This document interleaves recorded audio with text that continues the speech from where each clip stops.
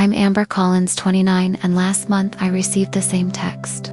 I get every year, sorry honey, not enough space for you at the Lake Tahoe retreat this year. Hours later, I discovered my parents had invited 118 people, all 6 of my siblings with their families, in-laws, cousins, and even friends of friends for years. I've been the forgotten child despite my successful design career. The pattern was clear, the exclusion was deliberate this year. I decided would be different. Before I continue my story, drop a comment, letting me know where you're watching from, and hit subscribe if you've ever felt like the family outcast. Trust me, you'll want to see how this ends. The Lake Tahoe family retreat was just any vacation. It was a treasured tradition, started by my grandparents Eleanor and Robert Collins nearly 40 years ago. When I was little, Grandpa Robert would tell stories of Butho. He and Grandma fell in love with the crystal clearer waters and towering pines during their honeymoon. One day HD say with a twinkle in his eye, "This will be our family's special place."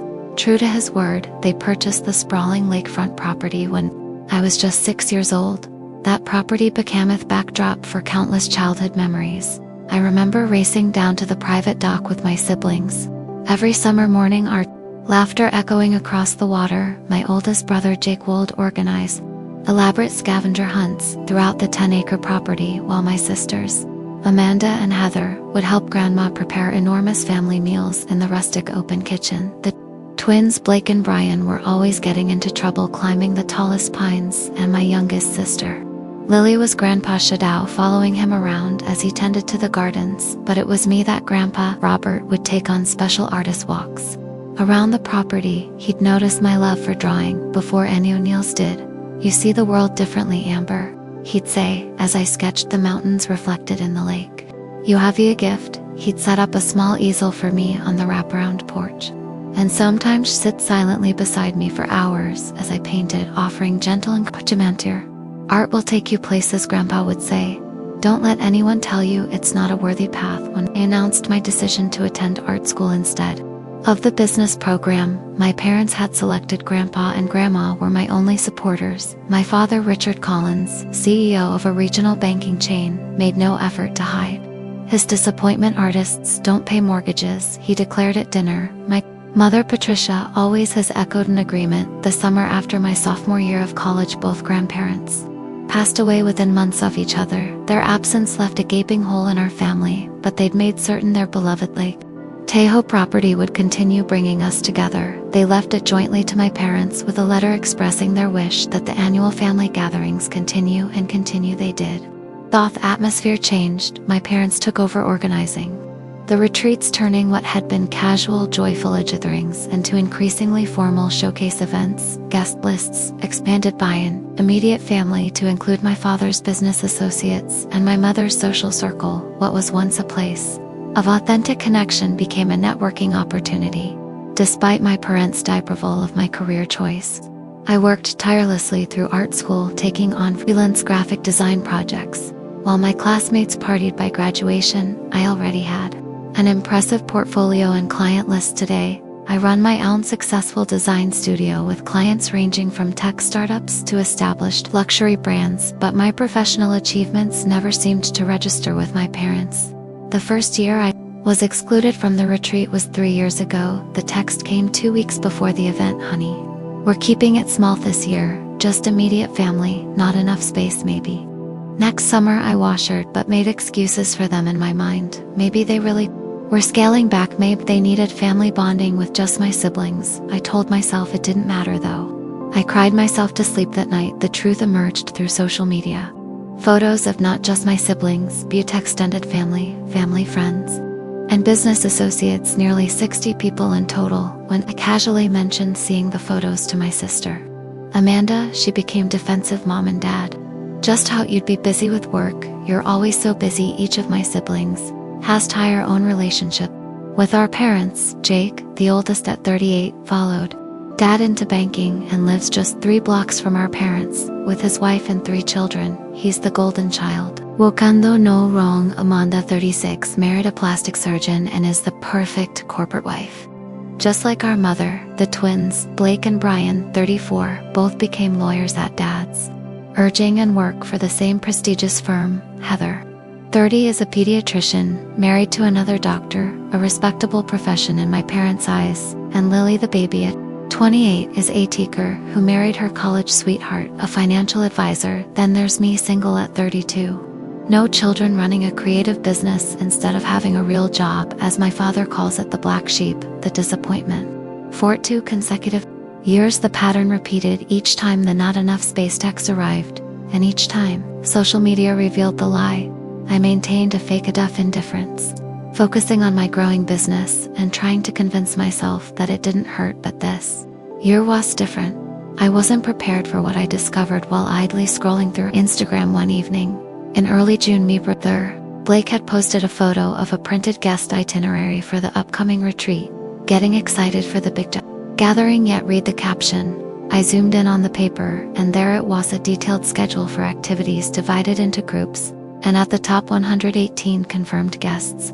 118 people, and somehow still not enough space for one more. My hand trembled as I stared at Blake's post. 118 guests. I counted the names he could make out on the blurry image. All 6 of my siblings, their spouses, their children. I spotted cousins I hadn't seen in years, my mother's sister and her entire family, even my father's former college roommate and his wife. Everyone but me. I immediately texted Blake, retreat looks amazing, huge group this year. His response came quickly, yeah, gonna be epic. Mom and Dad went all out. I forced myself to sound casual. Wow, 118 people must be using every inch of that property.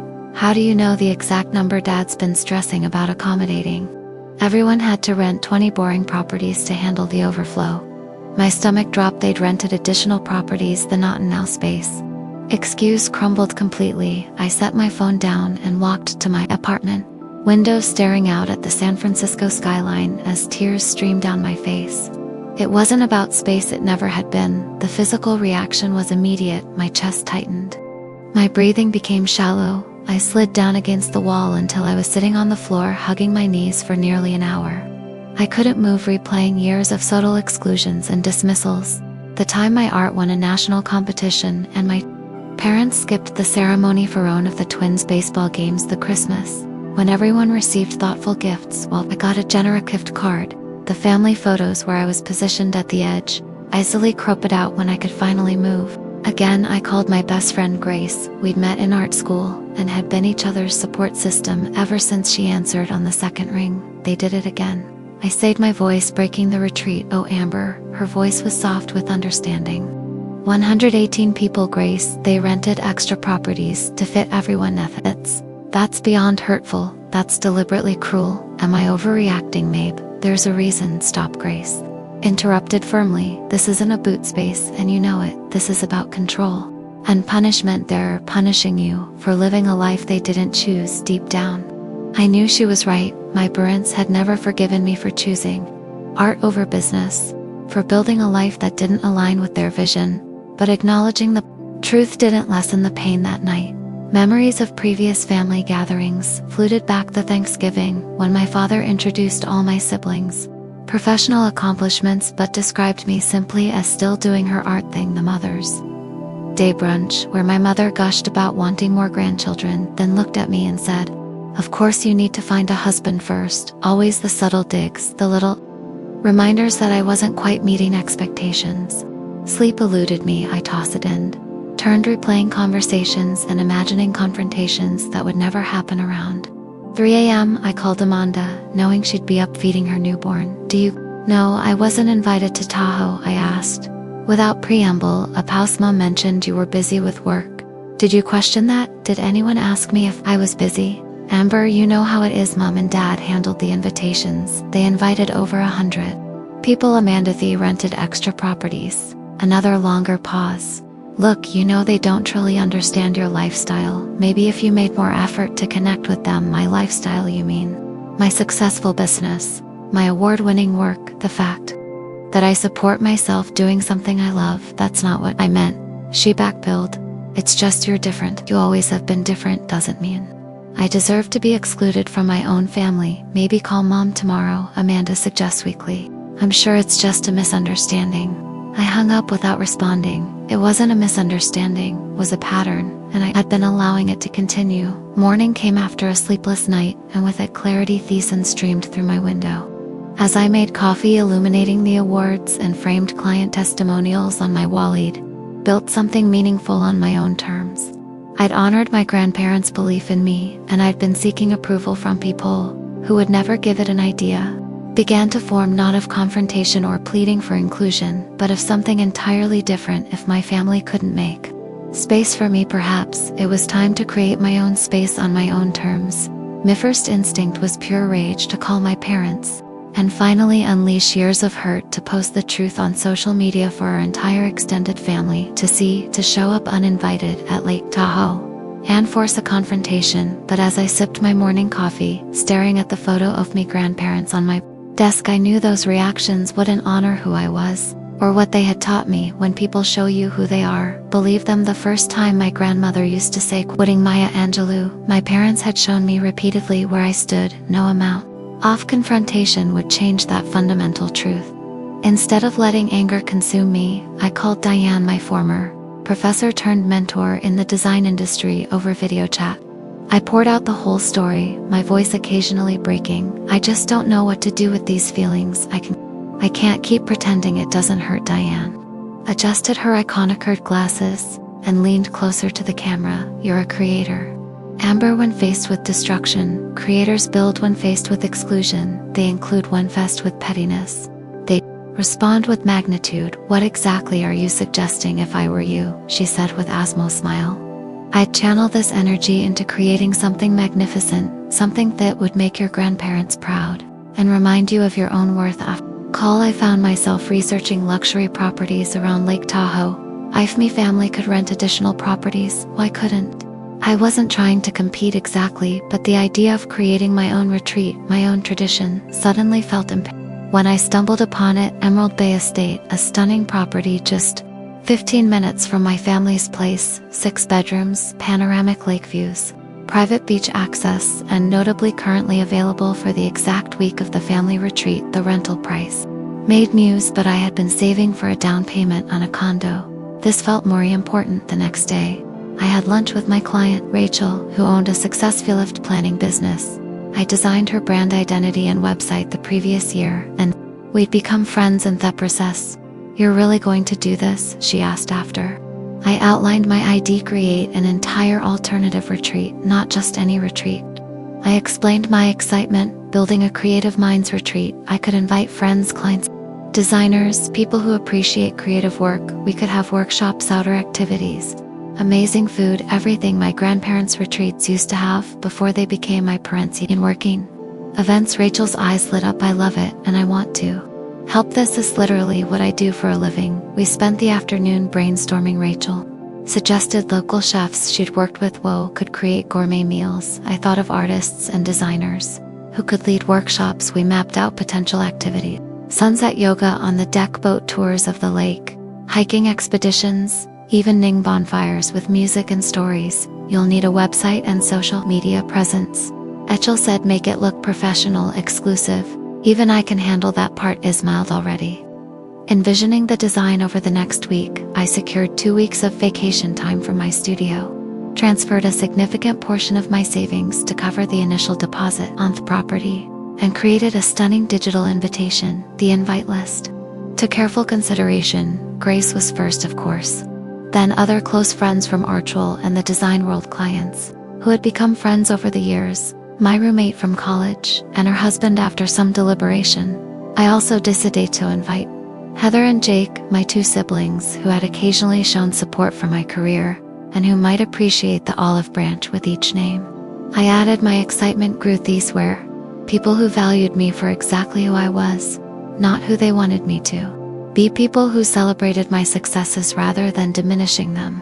People who made space for me in their lives.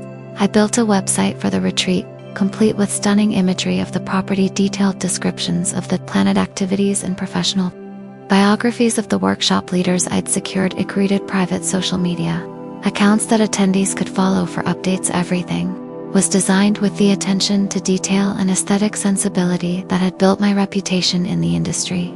Of course, doubts crept in during quiet moments. What if no one came? What if the people I invited saw it as a sad attempt to create a substitute family? What if the whole thing was a financial disaster that left me broke and embarrassed? But each time these thoughts surfaced, I reminded myself of what was at stake: my self-respect, my agency, my refusal to continue accepting exclusion as my due. I couldn't control my family's actions, but I could control my response to them, and I chose to respond by creating something beautiful. 2 weeks after Blake's revealing Instagram post, I had confirmed 22 guests for my Creative Minds retreat, scheduled for the exact same week as my family's gathering. Heather had accepted with enthusiasm, writing this: "Sounds amazing, Amber. So much more my speed than the formal family thing." Jake had declined with a kind note explaining that he couldn't miss the family event with his kids involved, but he appreciated the invitation as I finalized the details. I felt something I hadn't experienced in relation to my family for years, not anger or hurt, but a calm sense of purpose. For the first time, I wasn't reacting to their exclusion, I was creating my own inclusion. Securing the Emerald Bay estate turned out to be just the first step in a process more complex than I'd anticipated. The property was magnificent, a modern architectural masterpiece with floor-to-ceiling windows that framed Tahoe's azure waters, a gourmet kitchen that would make any chef envious, expansive outdoor living spaces, and even a private dock with 2 boats available for use. But turning this stunning space into the retreat I envisioned required attention to countless details. Rachel became my co-conspirator, leveraging her event planning connections to secure services at friend rates. Together we contracted a local catering company specializing in farm-to-table cuisine, arranged for daily housekeeping, and even hired a professional photographer to document the experience. People should see what you're creating. Rachel insisted not just your family, but everyone who's ever been made to feel not enough each day after finishing my client work. I'd spend evenings planning workshop materials and coordinating with the artists and designers I'd invited to lead sessions. Miranda, a celebratorist, would guide a pottery workshop on the property's back. Passia Troy, a nature photographer, would lead early morning photo expeditions. Grace will conduct a session on creative journaling. I wanted the retreat to embody everything my grandparents had valued: creativity, connection, joy, and authenticity. I remembered how Grandpa Robert would organize stargazing nights on the dock, telling stories about constellations as we huddled under blankets, how Grandma Eleanor would arrange wildflowers from the property in mason jars placed throughout the house. These weren't expensive gestures, but they were thoughtful ones that made Virion feel special. The financial strain began to mount as deposits came due. I took on additional client projects, working late into the night to ensure E could fund the retreat without completely depleting my savings. There were moments when I questioned my decision. Was I taking this too far? Was I overreacting to years of exclusion by pouring thousands of dollars into what might seem like a petty response? But then I'd receive an excited message from one of my invited guests expressing how much they were looking forward to the retreat, and my resolve would strengthen. This wasn't about spite, it was about creating joy where there had been hurt. 1 week before the retreat disaster struck, the catering company called to inform me that they had double booked and could no longer service our event. On my apartment floor, surrounded by welcome basket supplies, I'd been assembling, fighting back tears of frustration. I can't believe this is happening, I told Grace over the phone. What am I going to do? 22 people expecting gourmet meals for 5 days, and suddenly no chef breathed. Grace said calmly, "This is fixable, let me make some calls." Within hours, Grace had connected with Sophia, a personal chef who had trained at the Culinary Institute of America. She was between jobs and available for the entire week. After reviewing the menus I'd planned, Sophia suggested refinements that would actually improve the dining experience. What had seemed like a disaster had turned into an unexpected upgrade. The day before guests were set to arrive, I drove up to Lake Tahoe, with my car packed to the brim with supplies. As I pulled into the circular driveway of Emerald Bay Estate, the afternoon sun illuminated the property in golden light. For a moment I sat in my car, overwhelmed by what I'd accomplished and what lay ahead. The property manager gave me a tour, explaining the features of the house and handing over the keys. When I stood alone in the great room, gazing out at the lake through the enormous windows. This space was mine, at least for the next week, and I had the power to fill it with whatever energy I spent the afternoon preparing welcome baskets for each guest. Into large market baskets, I placed locale-made soaps, small bottles of California wine, artisan chocolates, custom journals with the retreat logo. I designed and handwritten notes, thanking each person for being part of my life. I added a photo I'd found of the two of us as children painting together on Grandpa's porch. As I arranged the baskets in each bedroom, my phone buzzed with a text from my mother, Hope. "You're enjoying your summer, honey. Anything special planned for?" Next week, the text confirmed what I already knew. They hadn't even noticed that I was aware of being excluded. They expected me to remain ignorant, to accept the lies. Without question, instead of responding, it took a photo of the sunset view from the deck and posted it to my Instagram with the caption, "Let the creative minds retreat begin. #emerging from the shadows." I knew my siblings followed my account. I knew word would spread, and for once, I didn't care. I was done hiding me hurt and pretending their actions didn't affect me. I was stepping into the light.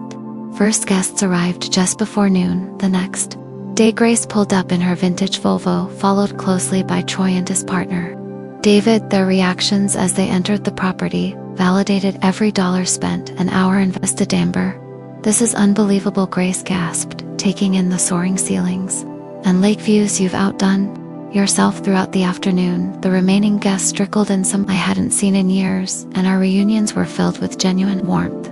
Everyone marveled at the property, the welcome baskets, the detailed itinerary I'd created for the week ahead. The energy in the house built with each arrival, creating exactly the atmosphere I'd hoped for. Creative, expectant, joyful. Sophia, the chef, arrived with assistants and began preparing our welcome dinner as I showed guests to their rooms and helped them settle in. By sunset, all 22 participants had arrived, including my sister Heather, who pulled into a tight hug. "This is incredible," she whispered. "I had no idea we're planning something so amazing. Did anyone else in the family notice my Instagram post?" I asked.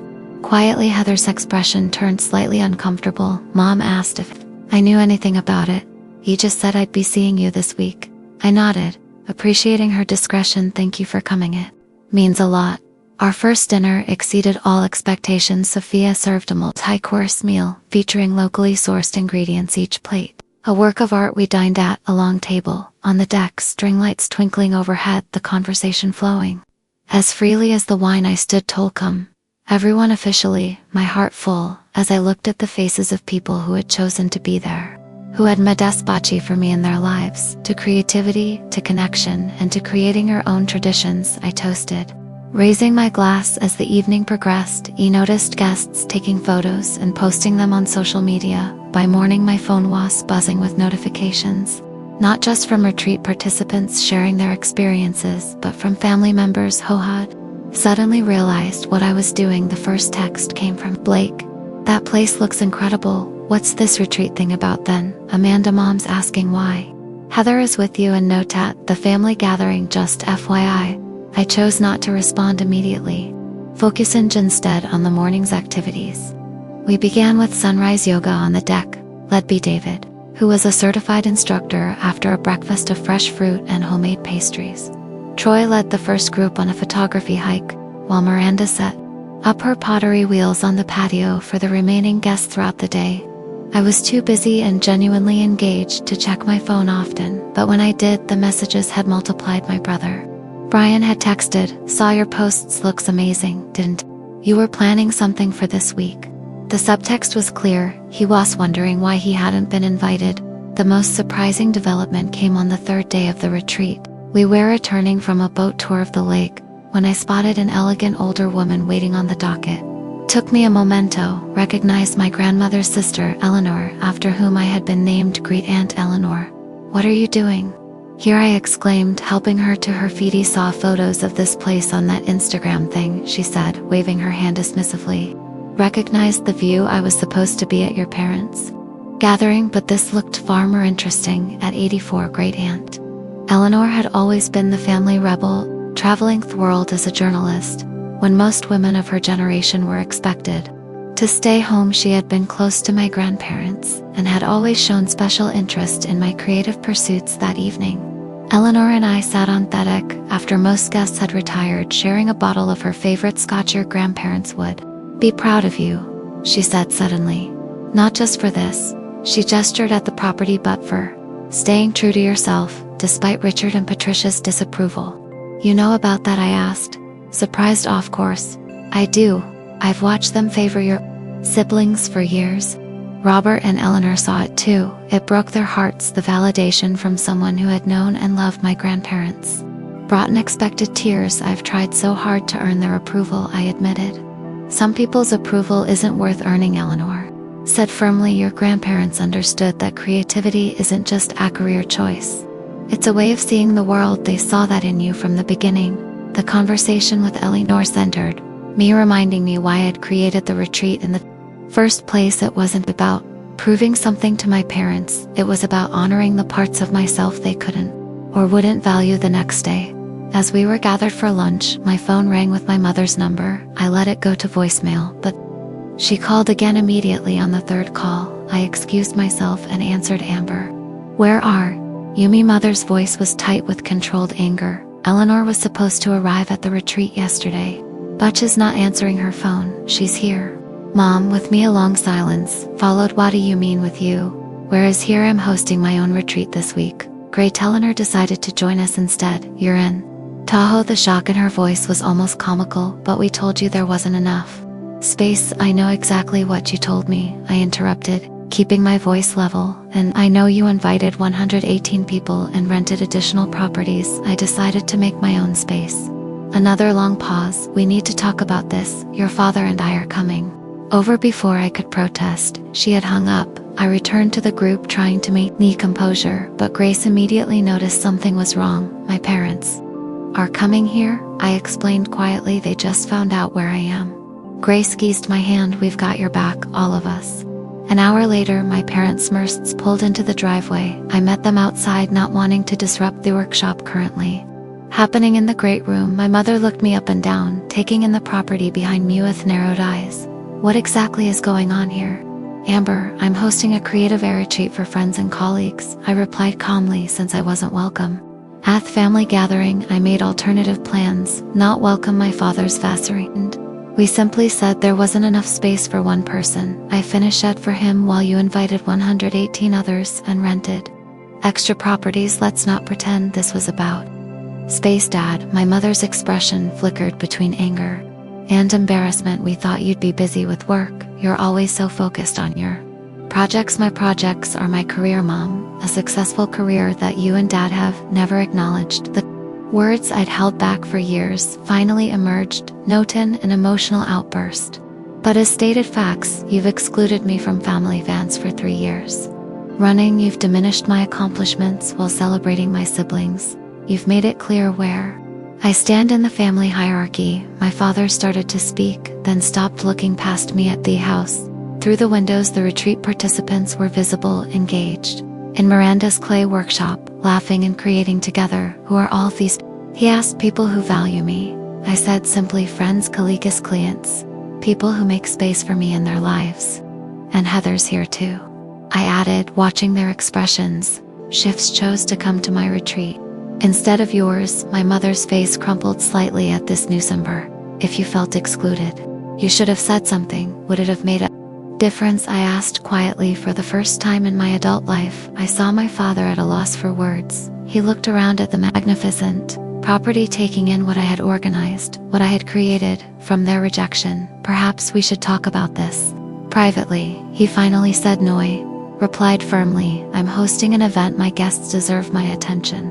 If you'd like to join us for dinner tonight, you're welcome to, as guests, not as parents coming to reprimand their child. They exchanged glances, clearly amused to this version of me, confident, established at sting boundaries. Dinner is at 7, I added, then turned to go back in September. My father called after me. I paused but didn't turn around. This is impressive what you've done here. It wasn't an apology, but coming from Richard Collins, it was significant. I nodded once and continued into the house where my chosen family waited. My parents did come to dinner that night. They were stiff and uncomfortable at first, but Great Aunt Eleanor's presence helped ease the tension. They met my friends, heard about my professional accomplishments from Mother's perspectives, and witness firsthand the respect I commanded in my world. By the end of the evening, something had shifted, not dramatically but perceptibly. As they were leaving, Mimithur said, "Next year we'll make sure there's space for you at the familiar." I smiled politely but made no promises. I had created something too valuable to abandon. Over the next 2 days, texts trickled in from my siblings. Reactions were mixed. Brian seemed offended. He wasn't invited, while Lily was simply confused. Amanda was defensive of our parents, while Jake sent a thoughtful message, acknowledging that the family hadn't always been fair to Meth. Most surprising response came from Blake, who showed up unannounced on our last full day. I told Mom and Dad I needed a break from the chaos, he explained, but really, I wanted to see what you've created here. It looks amazing online. I gave him a tour, introduced him to my friends, and invited Dim to join our closing dinner. Watching him engage with my creative friends, he saw glimpses of the curious boy he'd been before. Our parents' expectations had narrowed his path. As the retreat neared its end, the success was undeniable. Participants were already asking about next year. Professional connections had formed that would lead to collaborations, and I had proven to myself most of all that I could create meaningful traditions on my own terms. The final morning of the retreat arrived with a bittersweet quality as guests enjoyed a leisurely breakfast on the deck. I noticed a familiar self pulling into the driveway. My parents had returned, this time with my sister Amanda in tow. I excused myself and met them outside, determined to maintain the boundaries I'd established. "We thought we'd help you pack up," my mother offered, her attempt at a casual tone falling flat. "That's not necessary," I replied, with everything handled. Amanda stepped forward. "Amber, can we talk privately?" I hesitated, then nodded, leading them to a secluded corner of the property's garden. Morning sun filtered through the pines, creating dappled shadows on the ground between us. "This has gotten out of hand," Amanda began. "You've made Mom and Dad feel terrible." "That wasn't my intention," I said. "Honestly, I simply decided to stop accepting exclusion as me do." "There was a misunderstanding about space," my mother started. Mom interrupted gently but firmly. "We both know it wasn't about space. It's never been about space." My father, unusually quiet, finally spoke. "You're right." The simple admission hung in the air between us. My mother looked at him in surprise. "You're right," he repeated, meeting my ease directly. "We've favored your siblings. We've dismissed your career with, excluded you because we've been disappointed that you didn't follow the path we wanted for you." His honesty, however painful, was refreshing. "Thank you for acknowledging that," I said. "Boothus." He gestured toward the house. "This event you've created with these successful people who clearly respects you, it's made me realize we've been wrong." My mother dabbed at her eyes with a tissue. "We didn't understand your world, Amber. It seems so unstable compared to Ohad. Your siblings chose you, never tried to understand." I pointed out. "You never came to my gallery showings, or asked about my clients, or celebrated my achievements." "You're right about that too," my father admitted, and he stumbled over the words, "I'm sorry." Coming from Richard Collins, those words were as rare as snow. In July, I felt something tighten my chest, begin to loosen. "I can't promise things will change overnight," he continued, "but I'd like to try to understand your world better." Amanda looked between us, clearly uncomfortably, our father's uncharacteristic vulnerability. "So will you come to the family retreat next year?" she asked, attempting to move past the emotional moment. I considered her question carefully. "I'm not sure I might host my own retreat again. It's been healing. Perhaps we could coordinate the dates," my mother suggested, "so they'd in conflict. You could attend both, or at least part of each." It was a small olive branch, but a genuine one. "I'd consider that," I replied. At that moment, Grace appeared at the garden entrance. "Sorry to interrupt, but we're ready for the closing circle. Whenever you are, I'll be right there," I told her, then turned back to my family. "You're welcome to join us for our closing ceremony if you'd like." As participants, not observers, to my surprise, my father nodded. "We'd like that us." We walked back to the house. Amanda whispered, "Blake hasn't stopped talking about yesterday. He said it was the most relaxed he's felt in years." The closing circle was a tradition I'd borrowed from my art school days at Cannes, for participants to share reflections on their experience. We gathered in the great room, sitting on cushions in a circle, each person taking turns to speak. When it came to my parents' turn, my father cleared his throat awkwardly. "I'm not much for public speaking unless it's about quarterly projections," He began eliciting gentle laughter, but I want to thank Amber for allowing us to be part of this. It's opened my eyes to a world I didn't understand.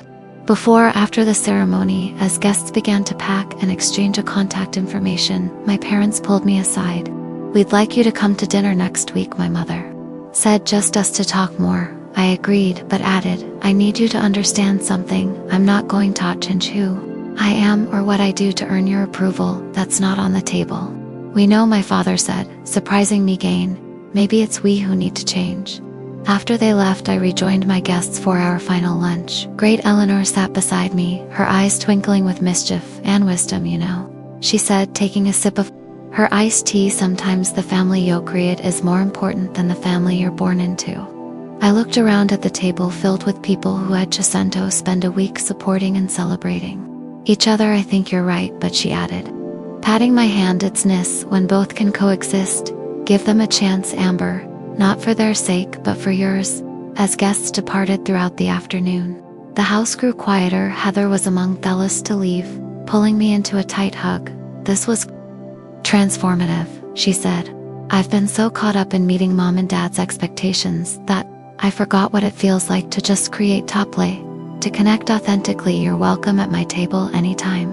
I told her Blake had extended his impromptu visit and helped load the last of the supplies into my car. As we closed up the house, Hess said, "I'm sorry, Amber." "For what?" "For not seeing what was happening to you. For going along with it." I looked at my brother, really looked at him, and saw not the corporate lawyer our parents had molded, but the boy who used to build elaborate sandcastles with me at the lake. "Maybe we can all do better moving forward," I suggested. By sunset, I was alone on the deck of Emerald Bay Estate, watching the golden light fade from the water. The retreat had been a success beyond my expectations, not just professionally or socially, but personally. I had transformed exclusion into inclusion, rejection into creation, hurt into healing. I didn't know what would happen with my family moving forward. Decades of patterns couldn't be undone in a single weekend, but for the first time in years, there seemed to be an opening, a willingness to see me as I was, not as they wished I would be. As I locked the door of the property for the final time, I felt a profound sense of gratitude for my grandparents, who had recognized my creative spirit, for friends who had supported my vision, and even for the exclusion that had forced me to create something uniquely mine. Whatever happened next, I knew this truth: I would never again make myself smaller to fit into spaces too narrow to hold all of who I was. The drive back to San Francisco gave me time to process everything that had happened. The mountain roads wound down from Tahoe's elevation, each curve bringing me closer to my everyday life, but with a new perspective. The retreat hadn't just been a one-week event, it had been a turning point. When I arrived home, my different, not physically but energetically. The space that had witnessed my tears of exclusion now held confidence of someone who had transformed rejection into creation. I unpacked slowly each retreat item: the leftover welcome basket supplies, the printed itineraries, the group photos, a tangible reminder of what I'd accomplished. The responses from guests began flooding in the next day. Email after email expressed gratitude, described creative breakthroughs, and asked about next year's retreat. Troy wrote that he'd secured a major photography exhibition after showing his Tahoe shots to a gallery owner. Miranda mentioned that 2 retreat participants had commissioned large ceramic pieces for their home's grace. Called to say shed already. Started a group chat for Creative Minds Retreat alumni. What had begun as a response to exclusion had become something with a life of its own, a community, a tradition, a testament to the power of creating your own table when you're not offered a seat at someone else's. The promised dinner with me parents came the following week. I arrived at their San Francisco home with cautious optimism but firm boundaries. The conversation was awkward at times, with decades of patterns not easily broken, but there was an undeniable shift. My father actually asked questions about my business, real questions that suggested genuine interest. My mother showed me a ceramic bowl she'd purchased from a local artist, seeking my opinion on the glazing technique. My father said over dessert about the family retreat. I waited, expecting them to press me again about attending next year. "We think it's gotten away from what your grandparents intend," he continued. "Too many people, too formal, too networky. Next Your Mimithor added, we're scaling back just immediate family. The way it used to be, nodded, appreciating the gesture. But not ready to commit. That sounds nice. And my father cleared his throat. We'd like to come to your retreat next year, just for a day or two, if that would be all righto.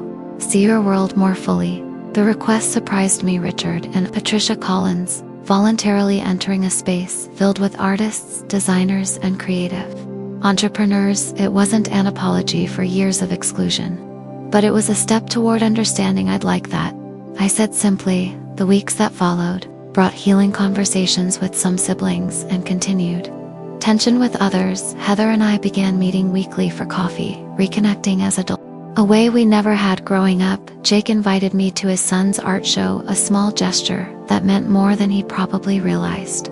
Blake called occasionally, asking questions about my work with a curiosity that seemed genuine. Amanda remained defensive of orparents, unwilling to acknowledge the family dynamics that had hurt me. Brian and Lily kept their distance, perhaps unsure how to navigate the shifting family landscape. I accepted these varied responses, understanding that each sibling had their own relationship with our parents and with me. I also began seeing a therapist, something I'd considered for years but had always pushed aside with work excuses. Dramaticals helped me understand the family patterns that had shaped me, how being the different child had both wounded me and strengthened me, how seeking parental approval had driven me but also limited me. The retreat was a pivotal moment, she observed during one session. You stopped asking for inclusion and created it for your. That's immensely powerful. The professional impact of the retreat surprised me most of all. Participants shared their experiences on social media and in industry circles, leading to new client inquiries and collaboration. Postunder, my studio, received feature coverage in a major design publication, with the retreat mentioned as an example of creative community building. I was invited to speak at design conference about fostering creative communities, a new direction I hadn't anticipated. 3 months after the retreat, Great Aunt Eleanor called with unexpected news. Evie been thinking about Robert and Eleanor's wishes for the family property. She said it was never meant to be a status symbol or networking venue. It was meant to nurture creativity and connection. I know, I agreed, remembering the days when my grandparents were alive. I've spoken to the family trust lawyer, she continued, as the last surviving sibling. I have some say in how the property is used. I've requested that 1 week each summer be designated for a creative retreat under your direction. I was speechless, tears springing to my eyes. Your grandparents saw your gifts from the beginning, Eleanor said gently. This is what they would have wanted, that trust lawyer confirmed the arrangement the following week. My parents surprisingly didn't fight it. Your retreat was impressive, my father acknowledged when I called to discuss it. Maybe it's time the property hosted something meaningful again. As I began planning the next year's Creative Minds retreat, this time at my grandparents' Belt property, I reflected on the journey of the past year. What had begun with the pain of exclusion had led to the creation of something more valuable than mere inclusion in someone else's event. I had learned that Sameta's rejection is redirection, that creating your own path can be more fulfilling than following someone else's, that chosen family can be as meaningful as biological connections. More so, most importantly, I had learned that my worth wasn't determined by my parents' approval or my siblings' acceptance. It was inherent, expressed through my creative work, my authentic relations, and my courage to stand firmly in my truth. The family dynamics weren't perfectly healed, such deep patterns rarely are, but there was movement, awareness, the possibility of change. I had set boundaries without burning bridges, created space without closing doors. Looking out my apartment window at the San Francisco skyline, I thought about all the people who might be feeling excluded, diminished, or forgotten by those who should value the most. I thought about how the retreat had created a template that others might follow, a way of responding to rejection with creation rather than despair. Next year's retreat would be even more intentional, more inclusive, more creative. I opened my laptop and began drafting ideas, feeling my grandparents' spirits guiding my hands. Sometimes the most powerful response to being told there isn't enough space for you is to create a space so magnificent that others long to be included in it. A space built not from resentment but from self-worth, not from competition but from abundance. I had done exactly that, and in doing so I had not only changed My family's perception of me, I had transformed my perception of myself. Have you ever been excluded from family events, or made to feel like the black sheep? How did you respond? I'd love to hear your stories in the comments below, and if this story resonated with you, please hit that like button, and subscribe to hear more journeys of healing and empowerment. Remember, sometimes the family we choose is the one that truly sees us. Share this with someone who might need to hear this message today. Thank you for watching, and remember, your worth isn't determined by hosts who can't see it, but by your courage to honor it anyway.